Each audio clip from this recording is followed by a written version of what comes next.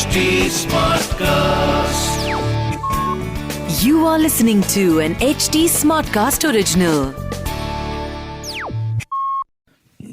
एक मिनट रुक जाओ, रेडी होने दो. चलो ये कर लेते हैं. This could be a great intro. Hi, I'm Akshay. Hi, this is Saurabh, and you are listening to the Founder Thesis podcast. We meet some of the most celebrated startup founders in the country. And we want to learn how to build a unicorn.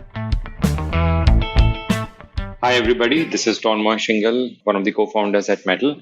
We started Mettl in 2010. It's an HR tech SaaS company, and we ran it for 8+ years before in 2018 we got acquired by a Fortune 500 company called Mercer. So imagine that you are the recruitment manager in a large company like TCS or Infosys. You probably need to hire thousands of people each year.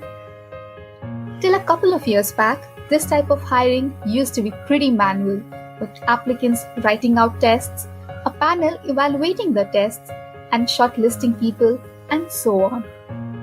Overall, this was a very painful experience for both the job seekers and the companies that are hiring.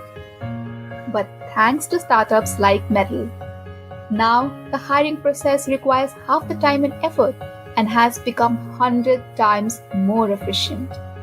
Today, Akshay is speaking to Tonmoy Shingal, the man who digitized and transformed the business of assessments with his venture, Mettl.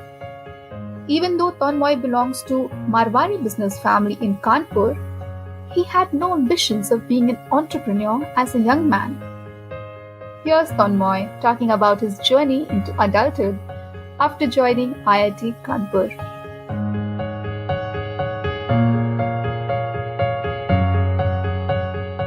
So IIT is like an extremely strong canvas where people who want to really go deeper into one space and really do academically stellar job, there is infrastructure and environment to do that. So I got to discover a lot about myself. One thing being that what are the right career areas for me to focus on, whether it is higher studies, whether it is doing a job right away. So those things over a period of time became clearer as I progressed. So, when I was in my third year, what became apparent to me that pursuing business is something, from an academic standpoint, was something which I was more inclined towards instead of, let's say, pursuing engineering. So I thought maybe I'll, do a job somewhere and then eventually, after a couple of years, do my MBA and seek a business role. So this is how, at least in my mental makeup, things shaped up. And then this was also 2002 as a year where I graduated. But this was a pretty bad year for the economy. I mean, 9/11 had just happened. A lot of job offers were withdrawn. Companies chose not to visit campuses. And even at IIT Kanpur, in that year, only as low as 40% of the batch got placed. The average salaries were abysmally low. People were even willing to work for as low as 7,000-8,000 rupees a month back then. So luckily I got through Texas Instruments. It was a technical job. It was as technical as it can get. But I thought it's a pretty good place for me to park myself. Okay. And so what was your career there like? So I was initially hired as a design engineer into one of their chip design teams. So Texas Instruments is one of the iconic companies in the semiconductor space, and their business is primarily to design and build chips. So chips, one of their divisions was wireless LAN. And this is again 2002 era where wireless LAN had gone through a couple of iterations of, getting productized and delivered. But it was still not mainstream. So, in fact, my first project was to work on the first Centrino laptops which were being made in the market. So, which were Wi-Fi enabled laptops. So we worked on, I got to work with some 100+ extremely smart, talented engineers who designed the first, let's say, Centrino laptop capability for Texas Instruments. So soon thereafter, I think Intel launched the Centrino laptop series, and I was like, wow, this is something which I just, it just felt like unreal that like a month back I was working on something which seemed like pretty obscure, that something which we worked on will hit the market, etc. But here we were just a few weeks or months later that we had a product that we had worked on to work with and see it function and all of that. So it was quite incredible. So then, initially when I was hired as a design engineer, my job was typically to test the modules which were designed by other engineers, and I was focused on the security 802.11i, which was all the cryptography and encryption modules, all the security built-in features in wireless LAN. And then I had a brainwave of redesigning a module which one of my colleagues was doing in a much smarter way. So I thought, we really don't need to design it in this way, and if we redesign it in some other way, then we can, save a lot of cost and efficiency into the chip. Which is where, even outside my, core work area, I built a proposal. I really sat through it and designed how we can go about it, and came out with a blueprint of, if we redesigned this module in this way, then we could save, let's say, millions of dollars for the company. And so I presented the same to our management, and they were extremely well supportive, and soon I was put in charge of that project, and then in fact got to also file for a US patent for that effort. Did this put you on the fast track at Texas? So that's a good question, and that's a tricky one. In fact, so at TI, then while it was a very innovation-led company, it was, and I thought I've done a remarkable innovation. But I was among the 80 odd people who were hired in the same year as I did. I was, I think, one of the last ones to get promoted. When the first promotion cycle came, which was, I think, available for top 10 percentile of the cohort, again I was skipped. Then the next cycle, so I was then told that, okay, you did well, but some people did better. So next cycle came, which I think was available for the bulk of 70% of the people. Again I was skipped. So then it was as if my world sort of fell apart. That among those 80 people, I don't think not more than 2-3 people would have filed for patents or done some, at least in my definition, such remarkable work. So till that time, I quite enjoyed. I also sought longer term career at Texas Instruments. There have been plethora of cases. I was working with people who are like 15 years, 20 years, 30 years into the company. And so TI seemed to be that kind of a company where once you join, you just continue there forever. But, this thing sort of rocked my thought process and made me realize that, my core goal was to do my MBA. So after 3 odd years at Texas Instruments, when this thing happened, and in the interim, I had given CAT, not really hoping or focusing on it, but somehow with a stroke of luck, I got a call from a few IIMs, including IIM Bangalore, which I did convert, and which is what I took up. So how was the 2-year period at IIM Bangalore? Oh, it was actually pretty remarkable. In fact, when I look back, so when I entered IIM Bangalore, I was already 4 years into the job. When I used to then look back at IT seemed to be like a lost opportunity for me. So when I used to reflect back at IT life, while it was pretty good, but I think nothing meaningful I could make out of those 4 years. So people who were focused on ACADS, a couple of my batchmates, they had come out with a new theorem. So in 4 years, when I completed my BTech, they were already PhDs. And they have a theorem by their names. There were people who were doing stellar work by doing master's, PhD. So I thought, I need to be more purposeful when I enter IIM Bangalore. And my purpose was, I defined my purpose that, I need to do 80-20 ACADS, which is focus 20% ACADS, don't get carried away on ACADS as much, but deliver 80% of the results and spare bulk of my time for other activities, just to have a nice time and just to make it memorable. And in fact, IIM Bangalore time was quite incredible. I sought an internship in investment banking. I got an internship in JP Morgan in New York, then picked up the courses the way I wanted to. And yeah, I mean, in my second year, I thought I should get some work opportunity with World Bank. So I did apply to an NCR professor who was working on a critical project on World Bank. And I timed it that with my, let's say, exchange program when I was going to France, and to my luck, he accepted. It was a paid internship, and I got to work on critical world development project of one of the on the technology sector. Then I thought that how would it be like working for a VC fund? Again, I applied. I got it. I worked for one of the top Indian VC funds. Then I thought I should work for one of the hedge funds to see how is it like working there. At IIM Bangalore, I became IIM Bangalore's volleyball captain. I represented IIM Bangalore at few places, few other IIMs. While it may not be a big thing, it's a small thing, but professionally where I used to be, I really moved much ahead in that dimension. And so yeah, I mean it was quite incredible. So on sports front, on internship and work front, then I applied for exchange program. Then got to travel quite a lot, friends. It was also quite enjoyable. Yeah, I mean I couldn't have asked for more. And then towards the end, despite global banks, Lehman Brothers, and so many others, because of the economic crisis falling down, I could get into Boston Consulting Group, which is one of the most ever top jobs.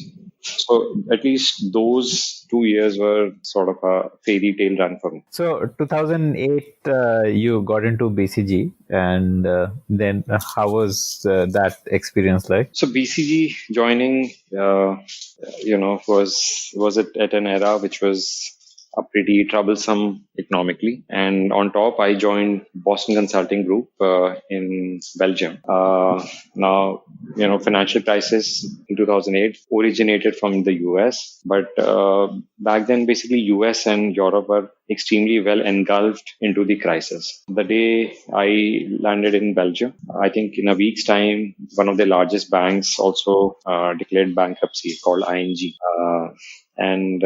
So it was, I think, bailed out. So economy was in a pretty troublesome time. I came from like emotional, sort of seemingly professional highs in the last 2 years. Eurozone was going through a negative economic growth, and projects for companies, including BCG, were probably hard to come by. So I after like just 6 months, in fact, less than 6 months of my being at BCG, I was let go. And this was in early 2009. Like what happens with any dream run, right? When you fall down, it's a steep fall. It is really sometimes backbreaking. So it was a pretty steep fall. Jobs were pretty hard to come by. In the way the let go happened was pretty unnerving for me. On top, I had sort of somebody I was, going to get married to in an arranged marriage route. That also fell apart. So there were three. Because you lost your job. See, I don't know exactly. Unrelated. Okay. It could have been unrelated. I don't know exactly how this happened. So, we were only deciding the dates. Things were fixed, but finally it fell apart. Around the same time, I broke my ligament of my ankle, which is a third degree ligament. So for another year, basically, I could not walk. And third, obviously, I lost my job. And this was in the backdrop of a financial crisis. So jobs were extremely hard to come by. While people did offer support that let me help you find a job in Belgium itself. But then I thought maybe it's a good idea to come back to India and look for work. So for a good time, I applied, I started looking for jobs. And I don't know if you have some recollection of that time, but jobs were extremely hard to come by. I mean, for one opening, there were like probably hundreds of applications. I think we school graduates were pretty much available in excess. And yeah, I mean, I stationed myself for some time in Delhi, in Mumbai, even elsewhere. But all I could land up is, at best, is interviews with recruiters, the placement consultants, and not even, getting a final interview call with somebody. So it was, amidst the sort of emotional lows, health lows, and financial lows. So this was sort of that time. And when things don't get going, I think it was a fairly sort of a downtime. It was a depressing time, at least, probably the lowest point of my life. And which is where, I got a lot of time to reflect back on myself, and my parents were also getting a little worried because I was being from a Marwadi family. There's a certain age you get married in, and I was exceeding that, and at a young How age. how old were you at this So time? 2009, I was 29. And then, suddenly from a good dollar salary, one of the top jobs from college, from so to say in the, let's say, marriage market being a hot property to like a completely junk bond, which nobody wants to invest in. So the prospects who I met back then, the first conversation used to be, what do you do? What is your salary? How much property? What is your bank balance? So, it was a good reckoning time for me to think about who am I and what exactly do I want and what is it that I should be doing. And back then, basically, I realized that I am from a Marwadi family. Somewhere being an entrepreneur, doing my own thing was the thing for me, because it was not because of the love for money or financial success. It was because probably being a Marwadi and an engineer, you wanted, let's say, an open space to express yourself creatively and your engineering mind into building something of value and repute for somebody or some companies. I realized that probably whatever objective function I was chasing was a plastic one for me. Trying to maximize money and financial gains in short term, if I may say, attractive distractions. So because if you're like imagining yourself that you had to go to the airport to catch a flight. On the way, you see an amazing side where a lot of razzmatazz is happening. There's some free booze, free party going on, and they say it'll be the time of your life. You will just come spend some time here. Back then when I joined BC, I chose to abandon my goal and join that attractive distraction. So it was not bad at all. But then, No, but did you really have that goal to do your own business? I mean, was it really like a clear thing in your mind that yes, or was it like, I mean, 60% of people who pass out from college think that they want to do a business, but most of them have that as a faint goal, and very few would actually have it as a strong goal. So what was the case with you? it's a good question, and the way I answered that for myself back then was I reflected back in my life that while at TI there were automatically some startups I kept ideating on. In fact, I joined in some sort of an advisory capacity to some software companies who were trying to build some basic software for manufacturing setups. So much so that few of those people were staying in our own house, and I was trying to help them in some way. Also, back at IIM Bangalore, I tried my hands at building something. So also a few of my role models that I also reflected back. They may not be financially super successful. So there was one super boss I had called Mr. Ravi Karnat in Texas Instruments. So he's also, from IIT Kanpur, and he also tried several of his startups and entrepreneurship during his career.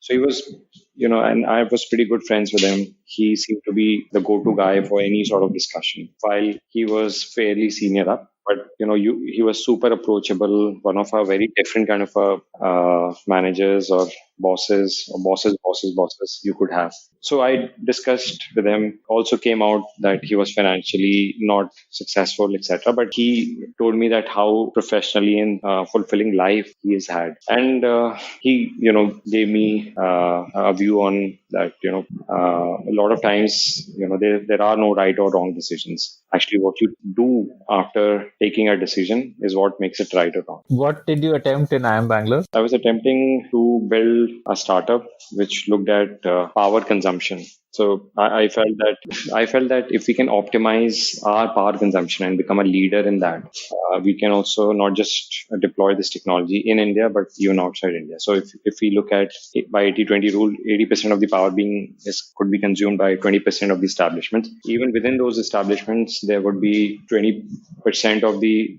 gadgets and places which will be guzzling huge amount of power. It's just that nobody probably would have looked at it from a critical sort of angle and looked at the choice of solution sets available and how to go about it. This was just an idea, or did you actually try to implement but decided, okay, not right now?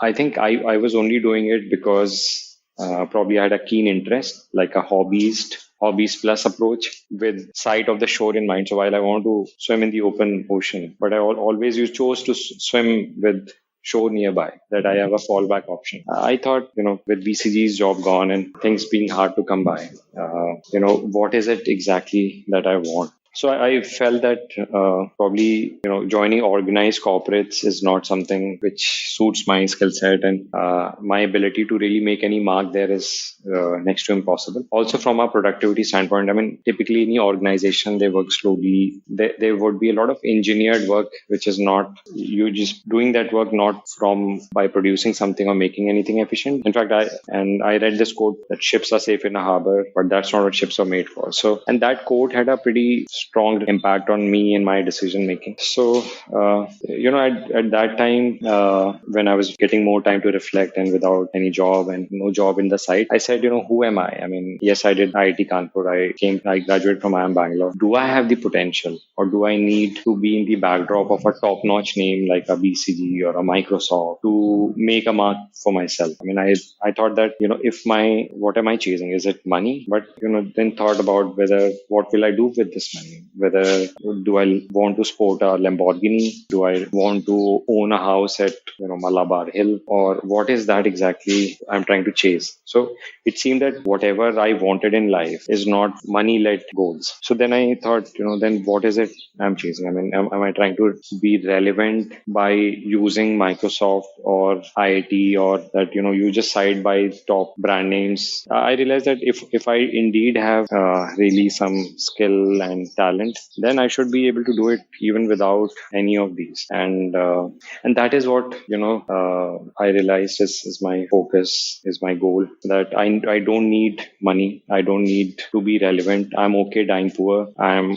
okay if I meet, my alumni group after 20 years and everybody is sporting a Lamborghini and, mansions and palaces, while I stay in a rented, pretty average place. I realized that I could, hold that conversation without being embarrassed about it, provided I chase and do something which I really wanted to do. And when I turned 55, when I look back to my life, whether or not I had money, at least I would be satisfied that every day of my life I'm doing something which I really wanted to do, be it playing sports, be it whatever. So that sort of gave me that courage.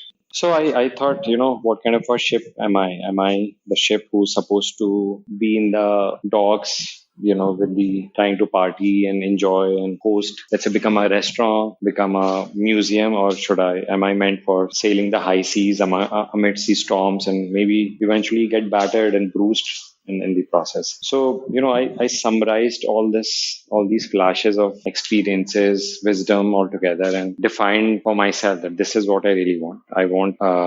I'm not driven by money. I'm not driven by fame or designation. I really want to start something, and that is a great canvas where I can apply myself to create something useful and meaningful for the society. I mean, either for consumers or for businesses, to do something which is a real challenge business problem. So how did you end up starting Mettl, and tell me about your co-founder as well? Mettl basically happened in 2009 mid. When we started, we were known as IndusLink Training Services Private Limited. So we started as a training company. So we thought that there have been a big mushroom of tier 2, tier 3 colleges, both in technology and the business and other discipline side, which have come up in India in the last 4 to 5 years. And while industry was growing pretty healthily, industry needed top quality and trained graduates. But then what were being produced by these tier 2 and below schools were not adequate. So while students needed jobs, industry needed to hire trained, skilled people. But then somehow there's some divide, there's some gap which needs to be fulfilled. And the current academic setup is probably not able to do that. So we thought we'll build industry-linked trainings for these college graduates. We started with B-school training. So we picked up some top 6, 7, 8 hot industries where there were the most bulk of the jobs. And we interfaced with the industry experts, identifying what skill areas would they like B-school graduates to be having. And so we defined and designed those trainings to deliver it to those colleges. We thought either... So who is we here? Who all were there with you doing this? So I started with a friend in IndusLink Training Services Private Limited. Her name is Vandita. She is the wife of one of my closest friends called Ketan, who is my eventual co-founder at Metal. So Vandita was running her own food startup. She was also interested in education. She had good connects in the education space. I knew them for the longest time. And so while I was looking for a job, I interfaced extensively with them. We shared common goal of doing something in the education space. We built this plan. We realized that there could be a pretty reasonable market opportunity. We thought that we'll start deploying these trainings physically for now. So having a physical industry expert going and delivering these trainings, then eventually make them online and remote completely. So something what probably Upgrad or Simply Learn is doing today. We built good quality trainings, start selling it to colleges. But after, How did you do those sales? I imagine sales would be like the toughest thing to get a business started, to get the revenue flowing in. so our motivation to do sales, I think back then was that we did not have this realization that how tough sales would be to do. And I've been always a student of logic and rationality. It seemed that whatever is rationally correct should happen. So I had sort of a little bit of disconnection with the rest of the world or the way world functions. So your mindset was, if the product is good, people will buy it. Why won't people take a training or buy a training when they're paying several lakhs to a B school, right? Just for hanging around there without learning any job. If I'm getting them really top-notch industry experts to deliver trainings in industries which are pretty hot, who are recruiting, so why won't colleges or students buy it? And so, we would make at least maybe 100, 200 trips from Gurgaon to Greater Noida to the B school hub. We just got one sale done. Which college was it? This was called Sharda University. So this came surprisingly pretty early, but none of the other colleges, took the bite, and they kept making us go round and round in circles that come some other time. So then we realized that eventually that this is not working out, this is not flying. After running it for 8 to 9 months, we were in terms of our commercial traction right where we were in our first week. So surprisingly, in the first week itself, we got Sharda University done. But then, let's say after 1 year of trying to sell hard to various different colleges, I remember going to Allahabad. I remember going to making several trips to Hyderabad, but no sale came by. There was completely zero traction. And colleges said, you get jobs to me. I don't care about training. So that sort of thing sort of failed our business model. And around that time, we started getting several requests for that.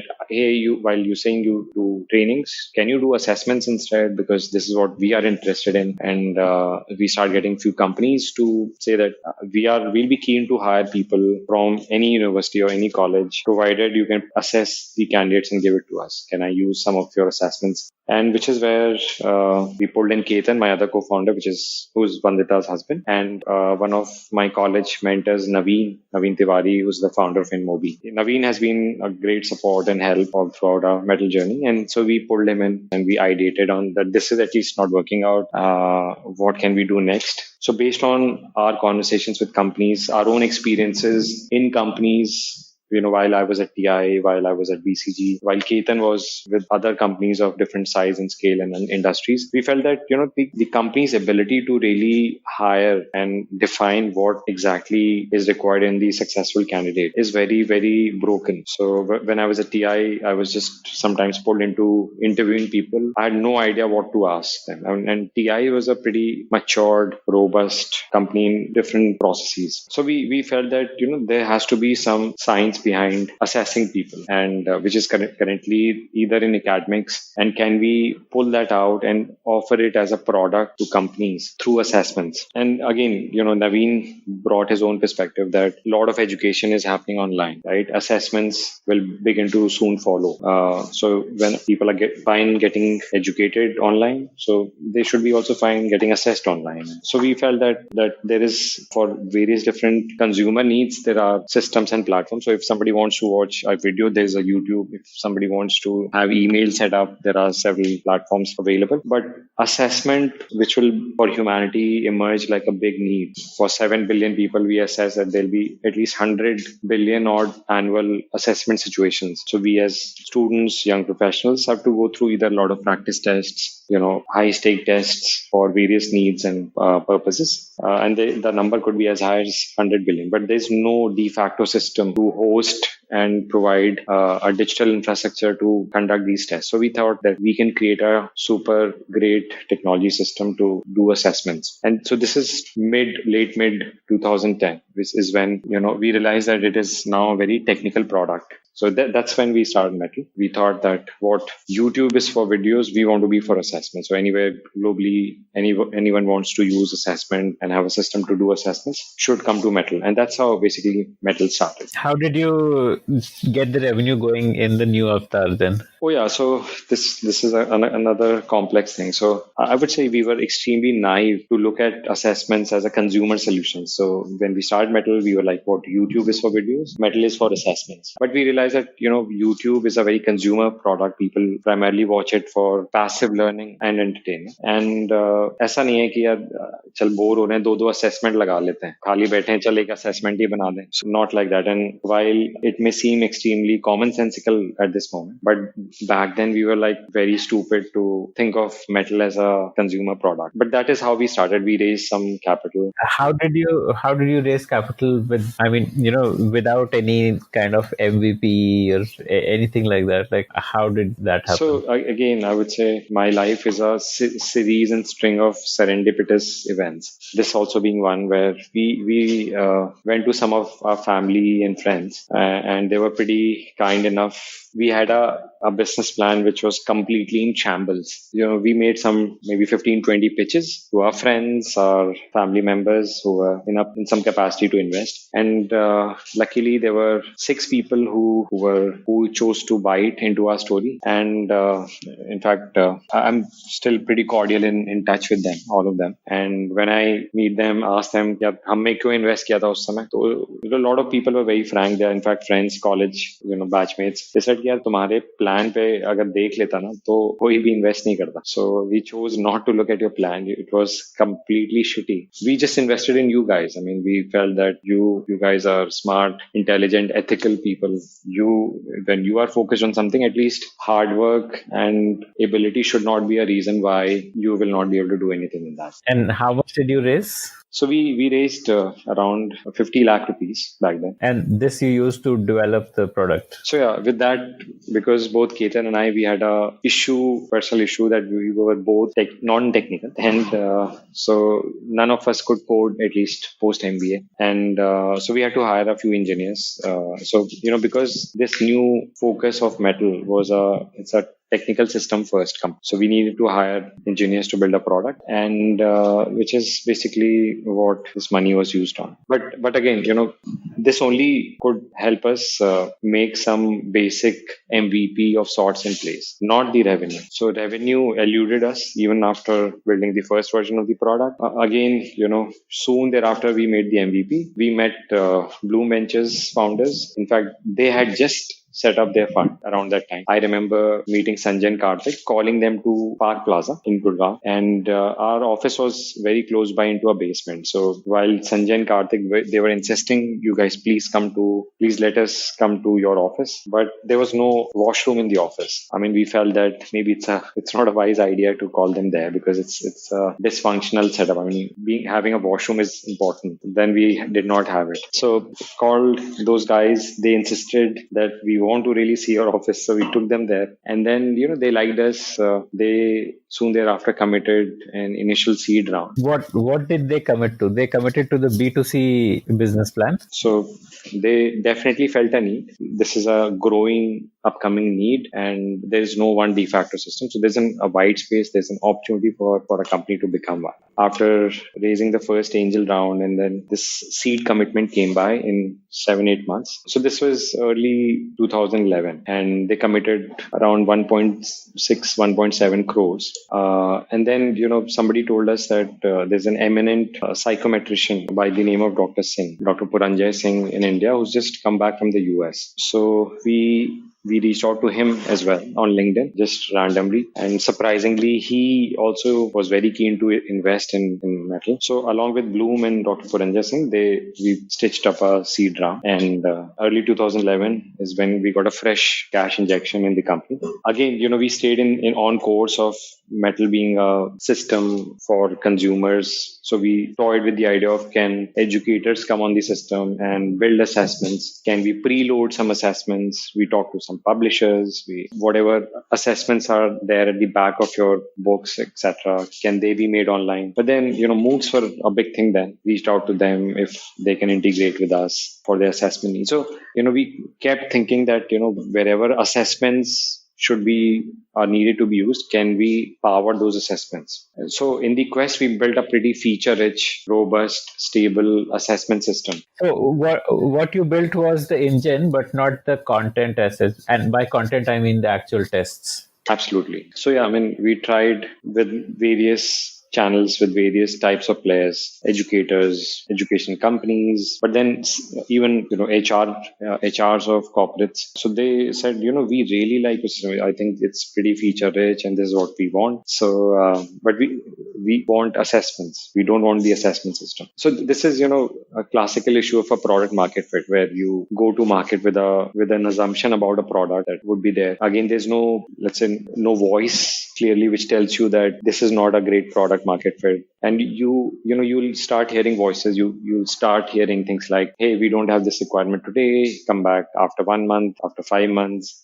There may be some fake assurances, some initial good conversations, but not leading to anywhere, and they're just getting elongated. So that's where we sort of built the entire conviction about that exactly what is going on. And at least I realized that this is not a really good market to be in.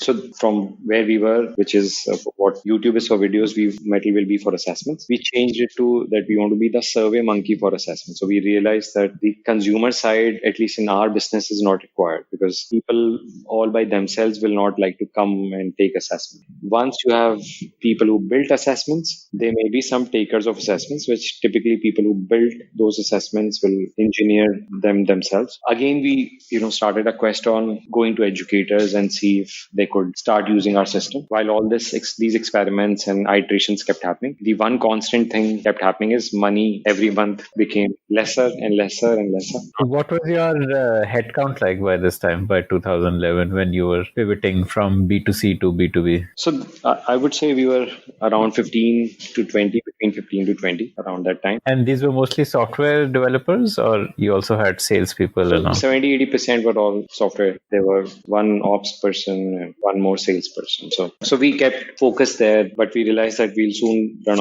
out of funding. And that's when we realized to begin a fresh Series A round raise. Although, we started clocking some bit of revenue. We cracked a couple of deals with Cognizant and few other larger companies. Okay, so by this time, you started creating tests also. Yes. So in the quest for business, we started doing discussions with requirements, which we used to earlier say no to. So we started taking these projects. So we imagined that, the market of assessment is like a highway, in the context of Gurgaon, let's say it's NH8. And let's say if I'm stationed somewhere in sector 50, I want to run my car with 50 kilometers per hour or 80 kilometers per hour, but internal roads are not letting me do that. I need to somewhere reach NH8. And if there is current infrastructure doesn't lead you there, you yourself have to build it. So either, the market is like that, companies are willing to create their own assessments. And so those roads are built where you could reach that highway. Then you can be on your own and define that this is exactly what I'll do. But if not, then you will have to build the roads. You will have to facilitate that business by doing extra bits. So just by making NH8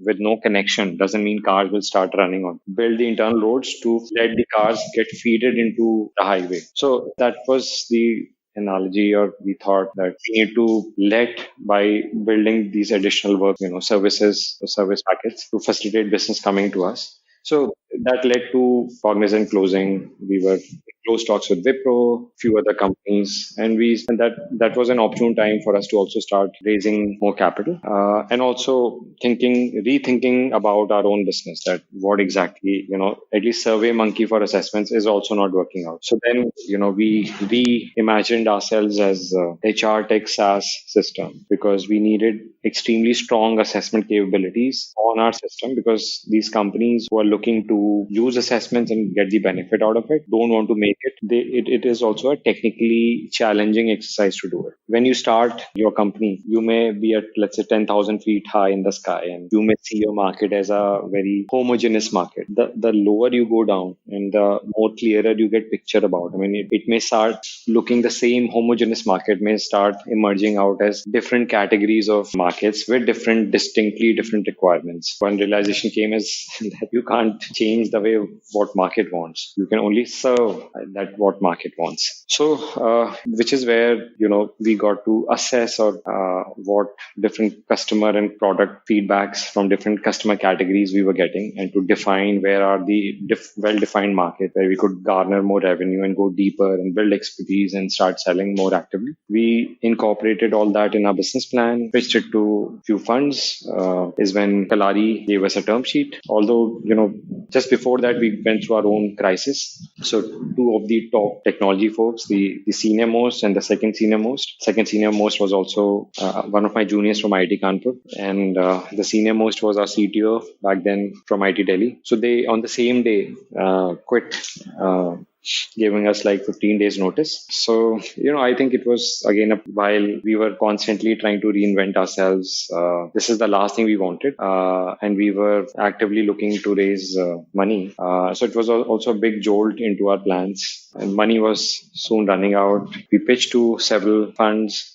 We got several no's. We got few yeses. In fact, just 2 yeses. Kalari was one of them. So we met Vani. Vani quite liked us. We could enthuse her with our plan. And she could see, this is a distinct, definite need of the market. So, at least what I've realized is, in the VC space in India, there are two types of people or two types of decision makers. One are people who are professionals in the VC industry, who are either bankers and consultants who enter this space, and they're like trained professionals. So, their characteristics are distinctly different from entrepreneur-led VCs. The difference is, one, I think the realization, the intuition of where there's business and where there is not. So typically an entrepreneur-led VC, they go by a gut call, whether there is a business, there's a real market need or not. Wherein a lot of professional-led VCs like to get data and a lot of more validation, etc.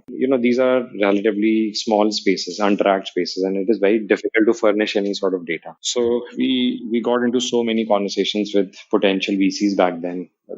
All of them said no. But Vani, being an entrepreneur-led VC, she by her gut realized that this is indeed a market, investable market, and she liked us. And finally, the term sheet came by. Again, we were running behind time because due diligence was going on. We didn't want to showcase any weakness, so that there's no sort of back negotiation with us on the deal terms. But the money was fast running out. So again, out of serendipity, somehow we were able to get the money wired in like 2 days before the final salary day, when we won't be able to honor the salary commitments. Again, it was a pretty stressful times. Again, also because two of our extremely key members left on one single day, and again, money was hard to come by. So finally, it was a serendipitous moment, and we got a very welcomed message from the HDFC Bank that here is a new credit to your account, which we could keep counting the zeros, and it just felt very, very surreal and unreal.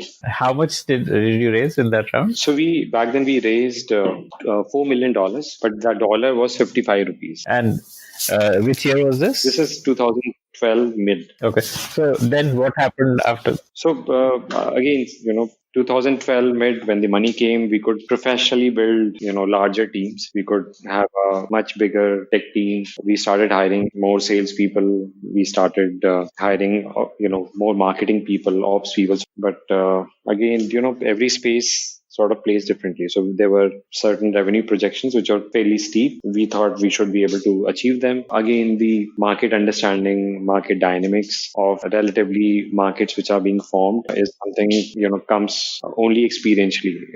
So the more you think about that, this should be a rational decision, but actually it is not in so many cases. So we thought that this is a great chosen market for us, but we realized over time that, HR is a back-end function. It's a cost function. It's a function which not too many companies like to invest too much on. And traditionally, maybe the decision makers take their own sweet time to make decisions. Budgets are tight. There is a lot of scope for negotiation. And then also we experienced credible competitors who started coming to our market. So there were two companies, notably Aspiring Minds and CoCubes, which started with doing something else. Okay. And in fact, there was potential synergies and partnership possibilities with them because we were a pure play B2B company to provide assessments, and they were consumer focused to help college students getting placed. Assessing them was one of the many steps they used to do.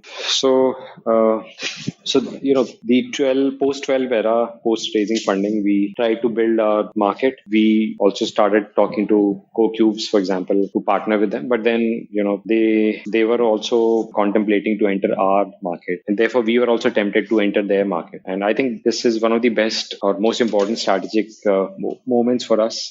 So while they were reasonably well established in their own market, we, both Ketan and I, we looked at the potential impending strong competitors who are already reasonably successful in their own markets and could flow that capital back to our own market. What was CoCube's market? And how was it different from your market? So CoCubes and Aspiring Minds were primarily a consumer company. Their primary purpose was to help college students getting placed, and assessment or pre-assessment was one of the tools. So they took a per student charge. That was their revenue model. Yes. They facilitated companies to come digitally to the campuses, do a talk, upload notes, maybe do chat sessions. They were, I think, number one and number two players in that field. We chose to be a B2B company primarily, and we were tempted to see if we should play in that market. But what happened was both Ketan and I, we studied that market deeply. We realized that Aspiring Minds and CoCubes were, as companies, older than Mettl, and they had, let's say, number one, number two positions. We realized that the whole market opportunity itself was not very large. Let's say if there are 5 lakh students who are graduating out from meaningful tier 2, tier 3 B schools and tech schools in India, all you could, let's say, charge to them is maybe up to even 1,000 rupees. Is a 50 crore market opportunity in the consumer space where, it is so costly to do customer acquisition, reach out to the customers. These companies were already doing, I think, 8 to 10 crores back then. Annual top line. They had tough time in maintaining their own revenues, and it did not make sense for us to really enter this market. And because even if we had a magical power and we moved the magic band and we win this market, all we could become is at best a top 50 crore company. It didn't seem very exciting at all. And we chose to be a pure play B2B company and build our business grounds up. This also became one of our selling points, that we are a very neutral B2B only company, because for companies who are sensitive about the quality of people that are coming, we provide just the tools and technology which is best in class to do that intelligence bit. And we don't have any incentive, any other side to get students placed. Pushing one college over another. When we raised our Series A in 2012, we did, maybe less than $80,000 as our top line at a 55 rupee dollar. And then we did, while we grew the business, I think,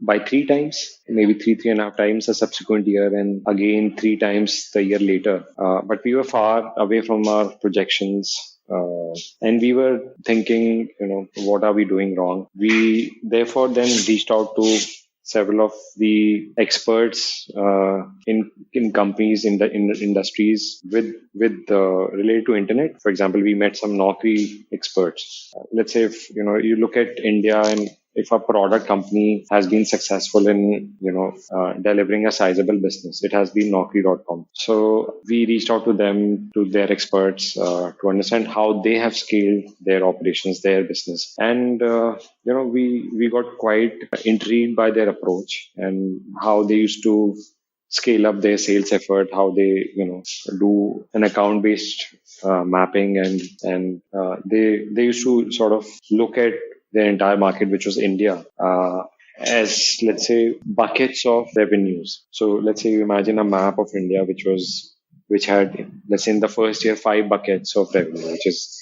you say Delhi is one bucket and Mumbai is one bucket, and top cities, top 5 cities are 5 buckets. The subsequent year they'll split it into two or whatever, three. That now Delhi has become 3 buckets. So Delhi will become Delhi separate, Noida, yes. And so, appropriately, such division will happen in Mumbai. Maybe they'll split the accounts by that this is account management team, this is net new team.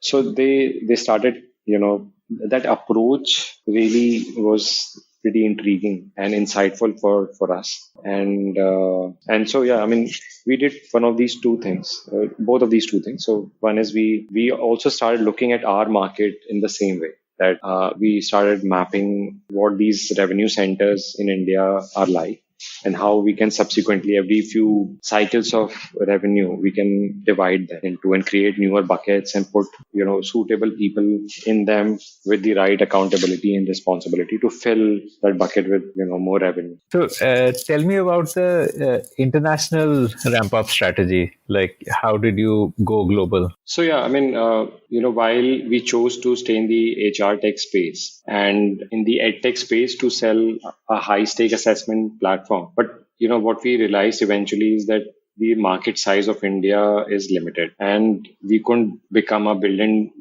dollar company just by focusing on India, because it's a B2B market in India is nascent and small, at least for our product category. And so, quickly in hunger of, expansion, and because of some positive signs in 2014 from the US, when we cracked our first $600,000 deal from the US, we thought that maybe whatever effort we are doing in India is, if it is focused on the US, then we could garner maybe 10x more revenue or more with same or even less effort. So we while it was difficult to get a 20 lakh check from Cognizant and it required 10x more effort, but signing a $600,000 deal from a no-name company, unnamed company in the US, was possible to do it on phone. And that sort of excited us. And we cycled it back to the board. They were also excited. They said that, US is like by far a 100x bigger market and we need to set it up. Invested close to $1 million in the US. We set up a US entity. We hired some US local people. So we ran that office for like a year. You know how US people are fairly expensive maintaining an office with people's health insurance and, severance packages are pretty expensive. So, for to our surprise, negatively, the entire close to a year of effort in the US, by doing enough amount of also marketing, which was palatable for a company of our, pockets and size. Still, there was absolutely no commercial traction in the US. So nothing trickled down to anything revenue. So this was like the Sharda case all over again. This was the Sharda University 2.0. But the how it was different from Sharda Universities, it was Sharda University 200.0, because it drained $1 million into an already financially struggling company, right? And we had to honor and meet a lot of commercial and severance commitments. And so we, out of, let's say, $4 million we raised, we lost $1 million there with zero top line impact. And so we had to shut down the US office and relook at the whiteboard that we were running out of money. And so we reached out to funds, see if, we can get a top up, we can raise some new round of funding. This is 14-15 timeframe. And quickly we realized that there was, minuscule to negative interest to fund the space anymore. And we quickly realized that we need to be completely on our own. So either we plan to shut down, or we need to reinvent ourselves because there will not be any external injection of funding. So that is where both Ketan and I, with 8 odd months of runway left, we started focusing on the bare essentials, on just scaling up the revenue bit, what it takes, and cutting down everything which was not business additive. So all our decisions used to be like, ये feature बना रहे हैं यार, ये इसमें customer को फायदा होगा कि टेक के बंदे को फायदा होगा कि ऑप्स के बंदे को फायदा होगा. Lot of, so that is, these tough moments sort of made you realize you get an opportunity to really brush up your sharpness and get focusing on things and the only things that matter. So that is when we built the US, stopped the US plan completely, stopped all the flab which was there in the company, in the sense that we were spending a lot of money in marketing, of the tune of $40,000 at its peak a month. And the number of leads generated by marketing was adding up to the business of, I think, just $1,000 or maybe even less. So we just completely, whatever discretionary spends were there, like PR firms, etc., we just slashed all that. We made the participation in events zero. So, and we focused completely on, let's say, very sharp lead gen based marketing, which is extremely measurable. उसी चीज में ₹2 डालने जिससे ₹10 निकले या ₹5 निकले. So again, this is where the realization of how to look at sales while understanding the Naukri.com model came by. Yeah, Naukri also doesn't spend much on marketing. Right.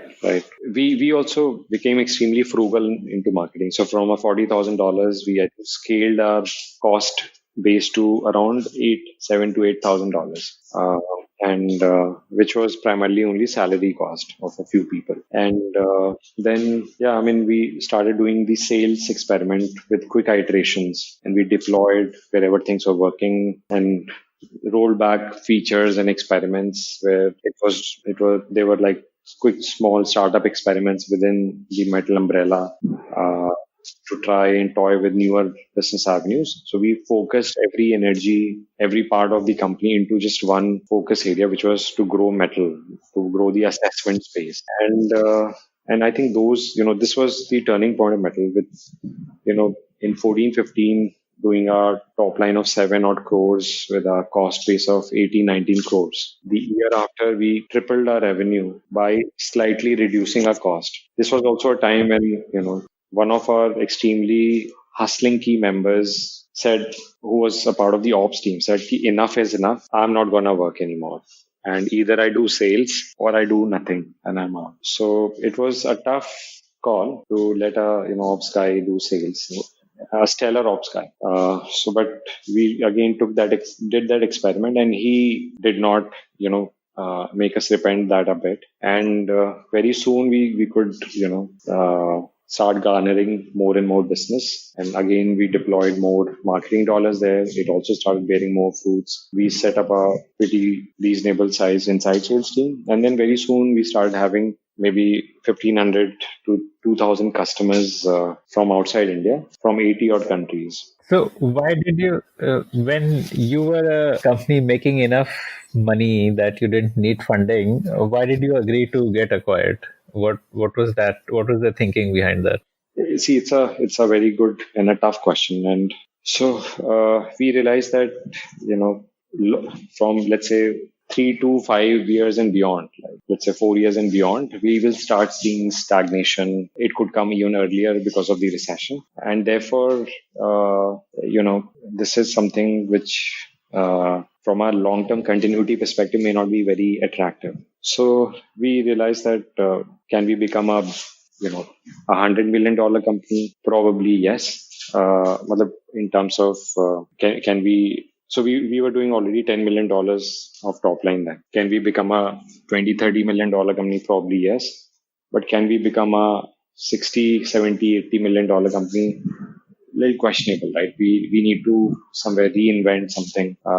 Market forces were not right. And here there was a systemically pretty good offer on the table. So we felt that yes, this has a lot of merit. It also gives us an ability to reset our lives. So there has been a workplace fatigue being in a startup, and through its roller coaster journey, it's always, a tough work setting. So what do you see the next 20 years like for you? But I think my calling is to do is I'm a ship who's made to sail the high seas is what I've realized, and I'm just I've just come out of a battered voyage where completely bruised, broken down, and I found a small treasure. I can spend it to repair myself, do a bit of merrymaking, but my calling has to be back to the high seas again. So what it means to me is to start again, and this time around, obviously, as long as the end state is same, whether I have started or somebody else has started, doesn't matter. But yeah, I would like to join or be a part of a startup who's doing some incredible stuff and play some interesting role there. So yeah. That was Tonmoy talking about his journey of scaling up and eventually exiting from metal. If you think you have an idea for a tech startup that would intrigue him, then write to us at hello@thepodium.in and we'll get you a chance to pitch your business idea to Tanmoy.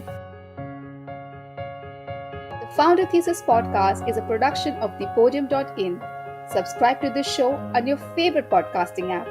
And next week, hear from Hari Krishnan talking about how he built great learning into one of India's largest edtech companies.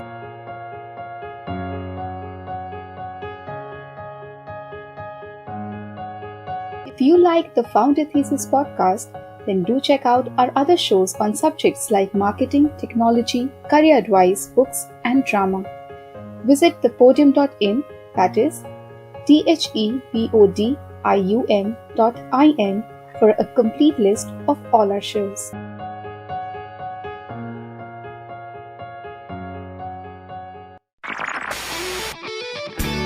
This was an HT Smartcast original. HT Smartcast. Log on to htsmartcast.com to listen to more such podcasts.